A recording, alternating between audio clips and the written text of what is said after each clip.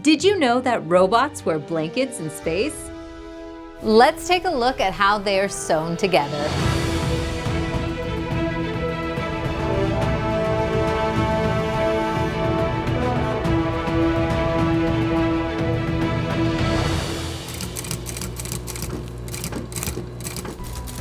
We call this the shield shop because a thermal control blanket shields the spacecraft against extreme hot and cold temperatures of outer space. The spacecraft that needs shielding, Europa Clipper. It's set to travel nearly 2 billion miles to study Jupiter's moon, Europa. The goal? To find out if there's water beneath the icy surface and if it could support life. The Europa Clipper mission is a unique mission. It has a especially harsh environment of high radiation, and we need to ground the thermal blanket. We're using a special material that is easily groundable. Materials including Kapton and Mylar. These are lightweight and heat resistant.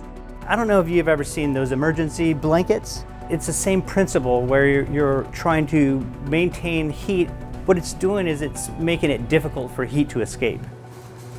Clipper's blanket will have 22 layers, but it's only about 1/4 of an inch thick. A lot of people think that these are so delicate, but they're not really delicate.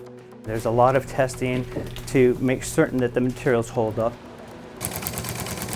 I'm kind of a spacecraft seamstress, so just like they have to fit particular bodies, I have to fit particular shapes. I make cozy winter jackets that keep them nice and warm. Well, the radiator was really tricky. Something that's like a simple cube is pretty easy, but when you start getting into really crazy geometries, you kind of have to fit it on there a few times before it's gonna be perfect. I would call this my sketchbook. It's easier to draw something out on a small scale instead of drawing the whole thing out and then realizing a measurement is wrong. So it's helpful to have like a drawing and then notes that you can see all in one spot. Each blanket either gets sewn together or it's laced together. We're going to be delivering almost 300 thermal blankets to the Europa Clipper project, and at the end it's just like one giant blanket. Europa Clipper will continue to be assembled at the Jet Propulsion Laboratory in preparation for launch in 2024.